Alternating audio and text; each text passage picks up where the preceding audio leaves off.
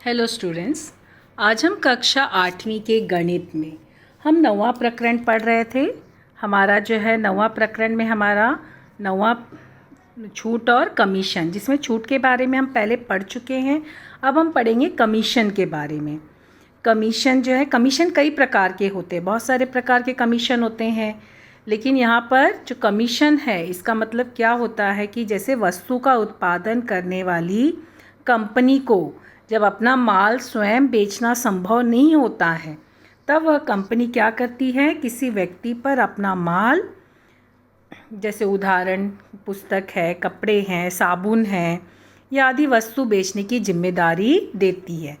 वस्तु का उत्पादन करने वाली कंपनी का मतलब क्या हुआ कि मतलब जैसे कोई भी वस्तु है उसको जो कंपनी बना रही है, लेकिन जब वो बनाती है तो खुद तो बेच नहीं पाती है ना, तो फिर वो क्या करती है, किसी व्यक्ति को जो है वो अपना माल बेचने की जिम्मेदारी देती है।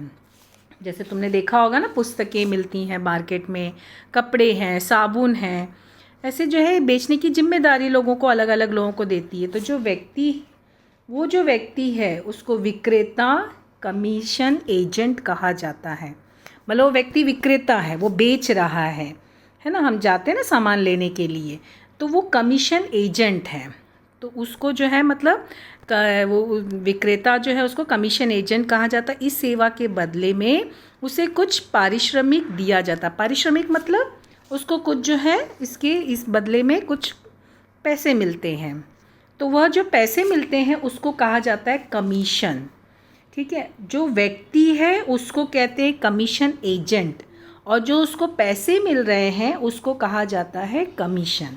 ठीक है, और जो कमीशन निश्चित करते हैं कि मतलब कितना कमीशन मिलेगा, वो हमेशा प्रतिशत में निश्चित किया जाता है। मतलब उसको कहा जाएगा, जैसे तुमने ये वस्तु बेची तो इस पर तुमको 2% मिला। मान लो तुमने इस वस्तु को बेचा, इस पर 5%, मतलब उसको पैसे नहीं बोले जाते, उसको प्रतिशत बताया जाता है। तो इसके लिए कमीशन कभी भी किस में मिलता है, प्रतिशत में। कभी कभी क्वेश्चन आता है कि कमीशन किस में दिया जाता है, मतलब निश्चित किया जाता है प्रतिशत में। और फिर उसको रुपीज़ में क्या करते हैं, मतलब जो वस्तु की जितनी कीमत होगी उसका उतना प्रतिशत निकाल लिया जाता है, वो उसकी कीमत होती है और उसको उतने पैसे दे दिए जाते हैं। जैसे मान लो कोई वस्तु 20 रुपये की है और उसका 2% उसको कमीशन बोला है, तो यानी क्या करोगे, 20 का 2% यानी 2/100। तो एक ज़ीरो इसके साथ कट गया। ठीक है, और फिर यहाँ पे जो है ये चाहो तो तुम कट करो, नहीं तो डायरेक्ट 4/10। 4/10 यानी क्या हुआ, 0.40। 0.40 मतलब जानते हो क्या होता है, 0.40 मतलब 40 पैसे, मतलब ये उसका कमीशन हुआ। अगर 20 रुपये का सामान है तो उसको 40 पैसे कमीशन मिलेंगे। तो इस तरह से कमीशन निश्चित किया जाता है। ठीक है, उसके दर के वस्तु के अनुसार अलग अलग होते हैं। मतलब वस्तु की जो कीमत होती है, दर यानी कीमत, तो ये जो कीमत है, कीमत के अनुसार अलग अलग प्रकार का प्रतिशत निश्चित किया जाता है। कैसे, क्या सामान है, कितने का सामान है, उस हिसाब से जो कमीशन एजेंट है उसका कमीशन निश्चित किया जाता है। कमीशन मैंने कहा ना कई प्रकार के होते हैं, तो ये तो एक प्रकार हुआ। जैसे यहाँ पे ये हमने दुकानदार, जो सामान होता है, जो विक्रेता है, दुकानदार है। ठीक है, अब यहाँ पर एक और भी है, जैसे ज़मीन है, तुमने देखा होगा ना, ज़मीन को बेचना है या फिर घर खरीदना है, या है ना, कभी कभी हम होते हैं ना, हमको घर खरीदना है, ज़मीन लेना है, तो अभी हमें तो नहीं पता कहाँ घर बिक रहा है, कहाँ ज़मीन है, या पशु पक्षी लेने, तो हम क्या करते हैं, इनके जो मालिक होते हैं वो ऐसी चीज़ें विक्रय करते समय आसानी से ग्राहक तो मिल नहीं पाते, इसके लिए जो बेचने वाला और जो खरीदार इन्हें पास में लाने का जो कार्य करते हैं, उस जो व्यक्ति करता है उसको दलाल, कमीशन एजेंट या मध्यस्थ कहते हैं, मीडिएटर बोलते हैं ना। ठीक है, हमने देखा ना, जैसे कभी किसी को घर लेना है, किसी को ज़मीन लेना है, तो हम किसी से बात करते हैं ना, अरे मुझे घर चाहिए, मुझे ज़मीन चाहिए, तो फिर बोलते हैं हाँ अरे ये व्यक्ति दिलाता है, ये व्यक्ति काम करता है, तो उससे बात किया जाता है। फिर वो हमें क्या करता है, जो घर का मालिक है या जो ज़मीन का मालिक है या पशु पक्षी का मालिक है, उससे हमको मिलाता है वो एजेंट, और फिर मिलाकर वो हमसे मतलब जो भी है निश्चित करते कितने में मिलेगा, क्या रुपए हैं। तो जब वो निश्चित करता है ना, तो ये जो व्यक्ति है इसको भी पैसे मिलते हैं। ये क्या करते हैं, ये कमीशन एजेंट होते हैं, इनको दलाल भी कहते हैं या इनको मध्यस्थ भी कहते हैं। ठीक है। कभी कभी ऐसा भी होता है कि जैसे अनाज है, सब्जी है, फल फूल है ना, जैसे कृषि के उपज, ये सब क्या है, कृषि, खेती वाले सामान, कृषि उपज यानी खेती का जो है, तो ये जो इसकी भी बिक्री के जो मध्यस्थ के द्वारा होती है। यहाँ पे भी जो व्यक्ति जो है, वो जो व्यक्ति है जो बिक्री कराता है उसको दलाल या आड़तिया कहते हैं।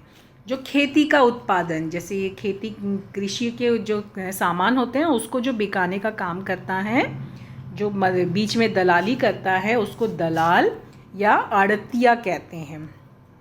इस काम के बदले में जो मध्यस्थ को जो कमीशन मिलता है उसे दलाली या आड़त कहते हैं।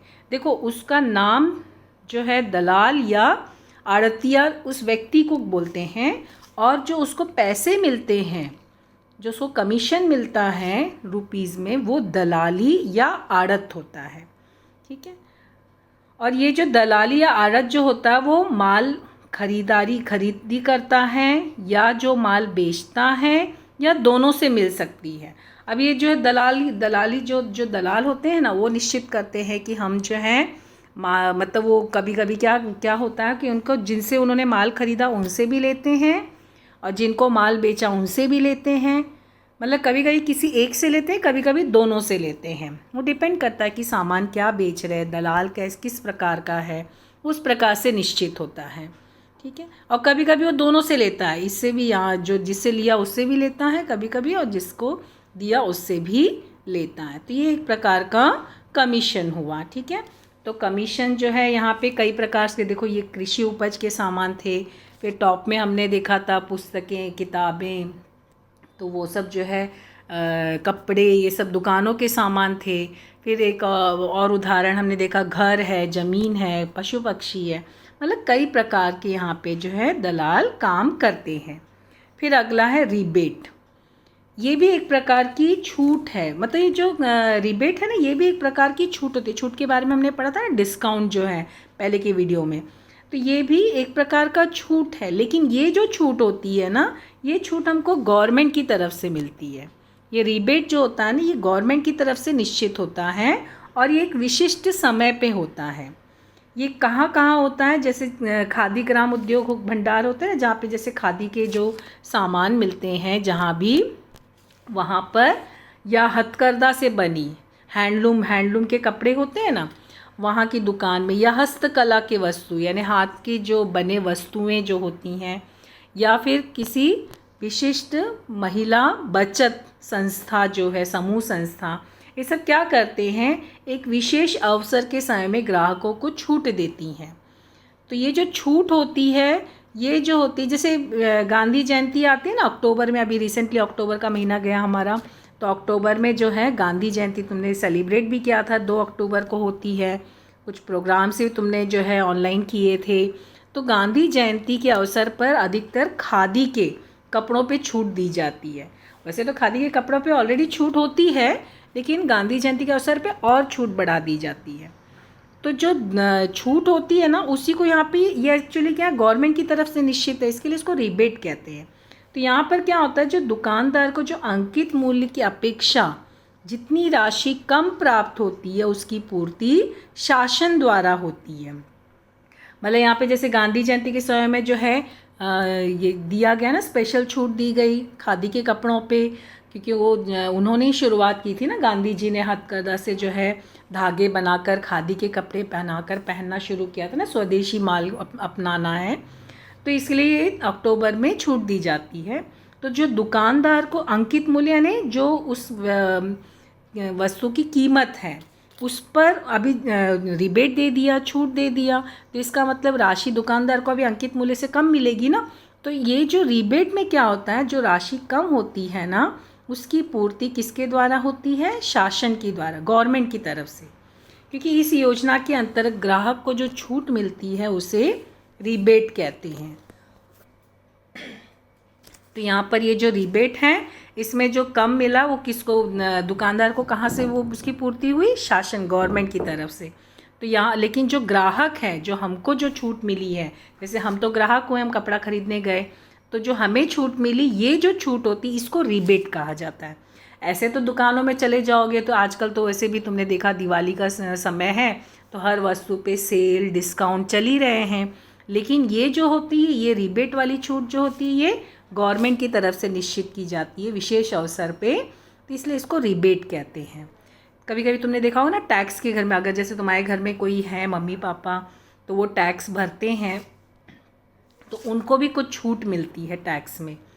लेडीज़ को जो है, जेंट्स को 2.5 लाख की छूट, मतलब इतना अगर है तो इतनी छूट, इतना है, तो ये गवर्नमेंट की तरफ से निश्चित सीमा तक एक आय होती है, उसके बाद ही टैक्स बैठता है। अगर तुम्हारे घर में मम्मी पापा हैं टैक्स भरते तो उनको पूछोगे तो बताएंगे कि उन्हें जो है ना एक निश्चित सीमा तक छूट मिलती है, उसके बाद जो उनकी रकम होती है उस पर एज वाइज वो डिपेंड होता है और टैक्स भरना होता है। तो जो छूट मिलती है गवर्नमेंट की तरफ से मिलती है, लेडीज़ के लिए अलग, जेंट्स के लिए अलग, तो उस छूट को भी जो है रिबेट कहा जाता है। ठीक है, तो ये भी एक प्रकार का डिस्काउंट ही है, छूट ही है, लेकिन ये जो है निश्चित होती है, इसीलिए इसको जो है रिबेट कहते हैं। यहाँ पर देखो रिबेट की परिभाषा, अगर तुम्हें रिबेट की परिभाषा लिखने है तो ये लिखना, रिबेट अर्थात एक प्रकार की छूट होती है, वह विशिष्ट शर्त के अनुसार मान्यता प्राप्त संस्था या शासन की ओर से दी जाती है। ये तुम्हारा जो है परिभाषा, ये पेज नंबर 57 पे दिया हुआ है। रिबेट वाला जो पैराग्राफ है ना उसमें लास्ट की 2 लाइन। ठीक है, तो ये रिबेट की परिभाषा आई तो ये लिखना। फिर उसके बाद हमारा जो है देखो उदाहरण, कैसे सवाल हल करने, जैसे दलाल लेना, दलाली निकालनी है कि आड़तिया निकालना है कि रिबेट निकालना है, तो कैसे हल करना है, तो कुछ उदाहरण के सवाल देखेंगे। ठीक है, अभी जैसे यहाँ पे एक उदाहरण, पहला उदाहरण दिया है, क्या बोला है, श्रीपति ने एक दलाल के जरिए, मतलब यहाँ पे श्रीपति हैं वो क्या किए हैं, एक दलाल के जरिए 2,50,000, देखो 2,50,000 मूल्य का भूखंड, भूखंड यानी जमीन, सदाशिव को बेचा। मतलब एक व्यक्ति है श्रीपति, उन्होंने इतने रुपए में 2,50,000 रुपये में जमीन है वो किसको बेचा, सदाशिव को। ठीक है, दलाल ने क्या कहा, दोनों ओर से 2% दलाली ली। जो दलाल उसने क्या किया, दोनों से 2% दलाली ली, मतलब श्रीपति से भी लिया 2% और जो जिसको बेचा है सदाशिव उससे भी 2% लिया। ठीक है, तो उससे कुल कितनी दलाली प्राप्त हुई वो हमें ज्ञात करना है। अब देखो यहाँ पे जो दलाल ने दलाली कितनी ली, 2%। ठीक है, अब श्रीपति ने बेचा 2,50,000 दलाल के जरिए, यानी कि 2,50,000 उसने जो है बेचा, ज़मीन की मूल्य थी, और उसने दलाली 2% दी। ठीक है, तो दलाली को यहाँ पे कितना रुपए मिला, ये तो प्रतिशत है ना, लेकिन हमको रुपीस में निकालना कुल कितनी दलाली मिली। तो सबसे पहले क्या लिखे हैं हम, भूखंड का मूल्य, क्योंकि यहाँ पे शब्द भूखंड है प्रश्न में, तो प्रश्न में जो शब्द वही लिखना, ज़मीन नहीं लिखना। भूखंड का मतलब ज़मीन होता है, लेकिन तुम लोग भूखंड ही लिखना। भूखंड का मूल्य कितना था, 2,50,000। फिर दलाली, तो यहाँ पर हमें दलाली रुपीस में निकालनी है।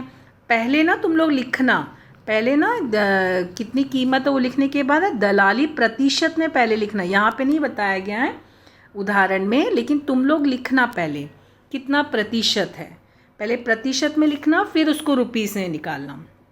ठीक है, पहले तो जो भी वस्तु दी है उसका मूल्य लिख लेना, फिर जो दलाली है, रिबेट है या छूट है या आड़तिया जो भी है उसको पहले प्रतिशत में लिखना और फिर रुपीस में निकालना। अब रुपीस में कैसे निकालोगे, क्योंकि 2,50,000 का 2% है ना, तो फिर यहाँ पे देखो हमने 2,50,000 लिखा और 2% यानी 2/100, हटाते हैं 1/100, तो देखो ये दोनों ज़ीरो कट गए, कितना हुआ, देखो अब यहाँ पे दोनों गुणा हुआ, तो गुणा करके हमको कितना मिला, 5,000 रुपये।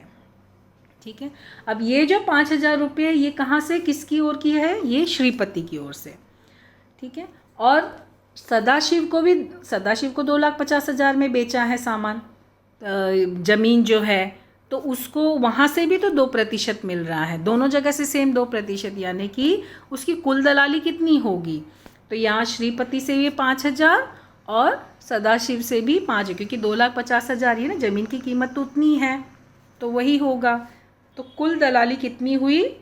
5,000 प्लस 5,000, यानी उसको दलाल को 10,000 रुपये मिला। देखो दलाल की कमाई कैसे हो रही है, 10,000 रुपये उसको मिल गया। पर लेकिन ये क्या है, फिक्स नहीं है ना, ये कब जैसे कुछ बिक्री हुई तभी उसको मिल रहा है, ज़रूरी नहीं कि हमेशा तुरंत मिलते चले जाए ना। तो है कमाई अच्छी होती है, लेकिन ये फिक्स नहीं होता है। सर्विस में कैसे तुम्हें हर महीने जो है पेमेंट मिलती है, इसलिए लोग सर्विस करते हैं। तो ये एक उदाहरण हुआ, ठीक है, दलाली निकालने का। दूसरा उदाहरण देखो क्या बोला है, उदाहरण 2। सुखदेव ने आड़तिया के माध्यम से 4,050 रुपये प्रति क्विंटल, यहाँ देख रहे हो, प्रति क्विंटल की दर से। अब देखो खेती का सामान है तो 1 किलो 2 किलो थोड़ी बिकेगा, वहाँ तो क्विंटल से जाएगा ना। तो 4,050 रुपये प्रति क्विंटल, यानी प्रति क्विंटल मतलब 1 क्विंटल, प्रति यानी 1 क्विंटल की दर से 10 क्विंटल गेहूँ बेचा। गेहूँ कितना बेचा है? 10 क्विंटल। और 1 क्विंटल की कीमत कितनी है? 4,050। देखो क्वेश्चन में ना हमेशा कथन ध्यान से पढ़ना कि 10 क्विंटल का कीमत लिखा है कि 1 क्विंटल का लिखा है, क्योंकि प्रश्न में कथन में आया है प्रति क्विंटल, प्रति यानी 1 होता है, यानी 1 क्विंटल का दर तुम्हें 4,050। तो 10 क्विंटल का कितना हुआ? 10 से उसको गुणा कर दिए तो 10 क्विंटल हो गया।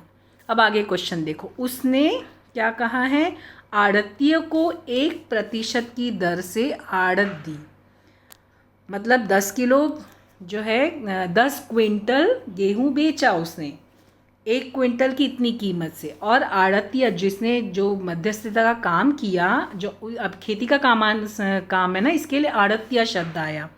खेती का जो भी काम है तो उसमें शब्द आता है ना आड़तिया, हम लोग पढ़े हैं ना अभी ऊपर इसमें जो है परिभाषा में।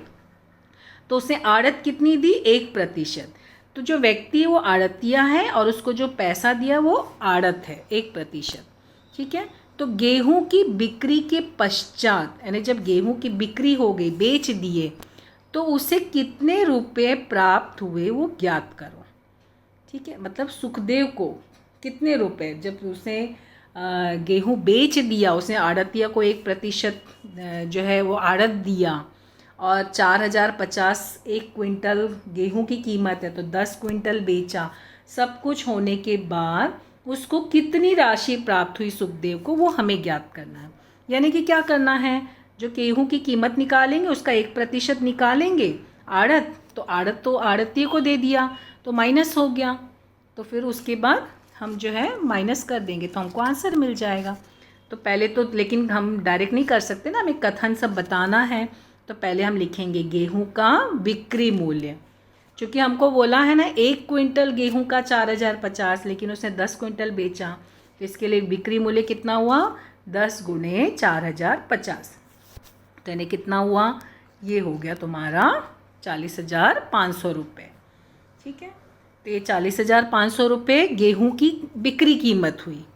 और फिर उसने आड़त कितना दिया? 1%। देखो यहाँ पे डायरेक्ट लिखा है ना, मैंने तुमको कहा था ना कि पहले जैसे ऊपर अभी उदाहरण में बताई, तो यहाँ पे भी ऐसे लिखना, पहले आड़तिया लिखना, आड़तिया बराबर 1%, पहले दर्शाना, ठीक है।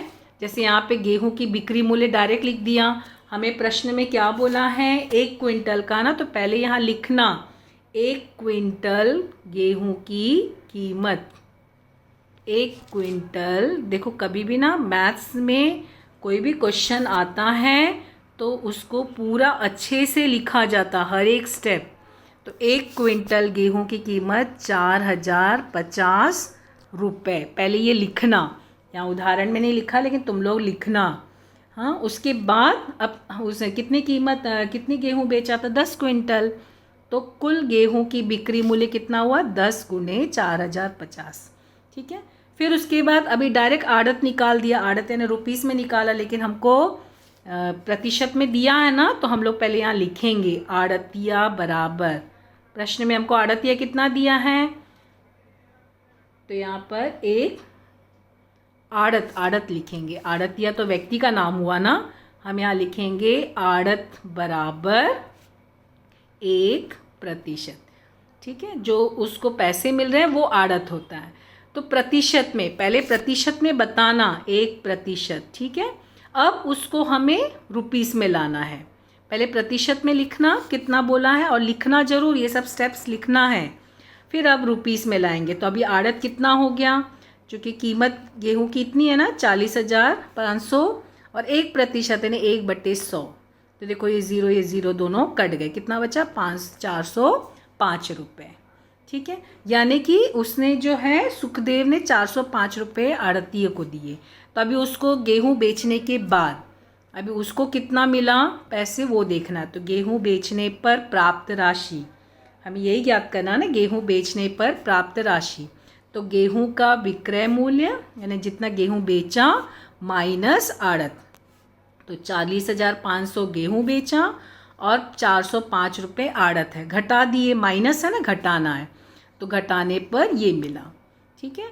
डायरेक्ट अगर आ रहा है तो डायरेक्ट करो, नहीं आ रहा तो मैं हमेशा सिखाई हूँ साइड में से रफ कार्य करके तुम लोग जो है उसको हल करो, ठीक है। कभी भी जो है कैलकुलेशन करना, कैलकुलेशन से पीछे मत हटना, मिस्टेक नहीं होना चाहिए, ध्यान रखना, ठीक है।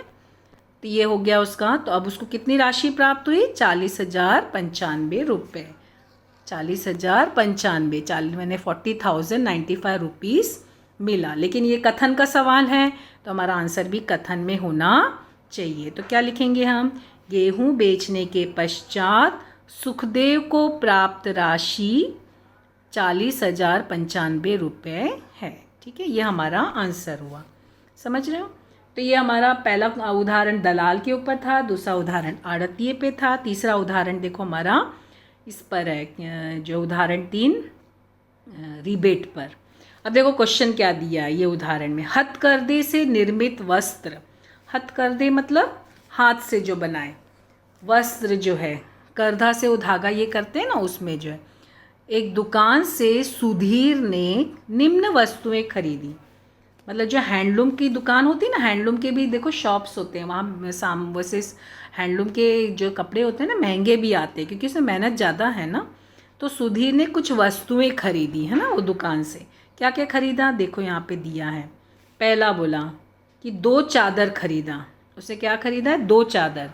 आगे कथन देखो, प्रत्येक का मूल्य 375, प्रत्येक यानी अभी उदाहरण में बताई ना एक, यानी एक चादर का मूल्य 375 है। तो 2 चादर का कितना होगा, 2 से गुणा कर लेना, ठीक है। तो ये पहला होगा। अभी हम लोग कथन देखेंगे नीचे कैसे लिखना है, ठीक है। अब दूसरा उसने और क्या लिया, 2 दरी, दरी जानते हो ना, तो उसने 2 दरी खरीदी, प्रत्येक का मूल्य 525 रुपया, प्रत्येक यानी एक। अच्छा क्वेश्चन जब भी आया ना तो देखना तुम्हें क्या बोला है, एक का मूल्य दिया है कि दोनों दरी का मूल्य दिया। कभी कभी ऐसे ही बोला जाएगा 2 दरियाँ जिसका मूल्य 525, यानी दोनों का मूल्य 525। तो कभी भी ना क्वेश्चन ध्यान देना, हाँ, कि कथन ध्यान से पढ़ना, दिया क्या है, एक का मूल्य दिया है कि दोनों का दिया है। तो ये उसने 2 सामान खरीदे। अब क्या बोला है, इसकी खरीदी पर उसे 15% रिबेट प्राप्त हुआ, उसको जो है 15% का रिबेट मिला, ठीक है। तो अब ये 15% का रिबेट किससे मिलेगा, उसने जितने भी सामान लिए पहले हम क्या करेंगे, सबकी कीमत निकालेंगे, सबको टोटल करेंगे, तो उस पर ये 15% का रिबेट आएगा, ठीक है। अभी क्या बोला है, रिबेट की कुल रकम कितनी होगी। देखो रिबेट तुमको यहाँ प्रतिशत में दिया है ना, तुम्हें क्या ज्ञात करना कि उसकी रकम यानी रुपीस में कितनी होगी। और क्या बोला है, सुधीर द्वारा दुकानदार को कितनी राशि देनी होगी, मतलब उसको रिबेट कितना मिला, कितना होगा, और रुपीस में निकालना, और फिर उसने दुकानदार को कितने पैसे दिए वो देना। तुम क्या करेंगे, जितनी वस्तु की कीमत है उसमें से रिबेट को घटा देंगे, उतना उसने दुकानदार को पैसे दिए। तो पहले हम बारी बारी से निकालेंगे। अभी देखो हमें 2 चादर का मूल्य, ठीक है। तो पहले हमें लिखना है, ध्यान देना, अभी तो पहले भी उदाहरण में बताई ना, 1 चादर का मूल्य। कभी भी मैथ्स के सम्स में पूरी जानकारी देना, 375 रुपये। फिर नीचे लिखना है, इसलिए 2 चादर का मूल्य 2 गुणे 375 यानी कितना हुआ, 750 रुपये। 375 को 2 से गुणा कर दिए, ठीक है। फिर उसने और भी लिया ना, क्या सामान लिया, और 2 दरी, तो अभी उसके नीचे लेकिन तुम्हें पहले क्या लिखना है, एक दरी की कीमत, एक दरी की कीमत या एक दरी का मूल्य, कुछ भी लिख सकते हो, कीमत लिखो चाहे मूल्य लिखो। कितना है प्रश्न में हमें बोला है 525 रुपये। रुपये ऐसे लिखा जाता है, जानते हो ना। तो 2 दरी का मूल्य कितना हो गया, 2 गुणे 525 यानी 1050 रुपये। ठीक है। अब उसने टोटल जो वस्तु खरीदी, जितनी भी वस्तु खरीदी गई कुल वस्तुओं का कुल मूल्य, यानी जो वस्तु खरीदी उसका टोटल कितना हुआ, कुल मूल्य यानी टोटल कितना हुआ 750 प्लस 1050 कितना हुआ 1800 रुपये। यानी उसने जो सामान खरीदा वो कितने का था, 1800 रुपये। अभी क्या बोला था, रिबेट कितना बोला था, 15%। तो यहाँ पे देखो अंकित मूल्य पे प्राप्त कुल रिबेट, तो यहाँ पे भी देखो डायरेक्ट रिबेट स्टार्ट कर दिया। मैं तुम लोग को बोली हूँ ना, तो तुम लोग पहले लिखना। ठीक है, रिबेट कितना है वो लिखना पहले। रिबेट कितना बोला है, 15%। रिबेट बराबर 15%, पहले लिखना, फिर लिखना अंकित मूल्य पे प्राप्त कुल रिबेट बराबर। अभी देखो इसने सामान 1800 का लिया, तो 1800 गुणे 15 और प्रतिशत है ने बटे 100, तो ये दोनों ज़ीरो कट गए। तो 15 गुणे 18 कितना हुआ 270 रुपये। यानी कि उसको रिबेट कितना मिला, इसने जो है सामान किसने खरीदा, सुधीर ने, तो उसको रिबेट 270 रुपये। ठीक है, क्वेश्चन में पूछा है ना कितना रिबेट है, तो रिबेट की रकम कथन में लिखना, रिबेट की रकम होगी 270 रुपये। फिर आगे उसको ये भी पूछा है ना कि सुधीर द्वारा दुकानदार को दी जाने वाली राशि कितनी है, तो उसने दुकानदार को कितनी राशि दी, तो दुकानदार को 1800 में से 270 घटा दिए 1530। डायरेक्ट कर पा रहे तो डायरेक्ट करो, नहीं तो फिर यहाँ पे ऐसे साइड में रफ कार्य कर लो पेंसिल लेकर। ठीक है, रफ कार्य कभी भी साइड में पेंसिल से करना, तो कभी भी जो है ताकि उसको गलत हुआ तो मिटा सकते हो ना। फिर देखो यहाँ पे 10 में से 7 का गया 3, यहाँ 1 हमने इधर से ले लिया तो ये 7 हो गया, 7 में से 2 गया तो 5 और ये 1, देखो 1530 रुपये। यानी सुधीर ने दुकानदार को कितना दिया, 1530 रुपये, क्योंकि 270 रिबेट था। क्वेश्चन में ये भी पूछा है ना रिबेट की कुल रकम कितनी है, तो लिखना पहले रिबेट की कुल रकम बराबर 270 रुपये। फिर क्वेश्चन में पूछा है सुधीर द्वारा दुकान को दी जाने वाली राशि, 1800 में 270 घटा के 1530। तो इस प्रकार से ये कमीशन, ठीक है, और रिबेट के बारे में हम पढ़े थे कि किस तरह से, और उसके उदाहरण देखे थे। तो अब जो है इसमें हमें जो है स्वाध्याय के सवाल हल करने 9.2 के, वो अब हम अगले वीडियो में करेंगे। Thank you.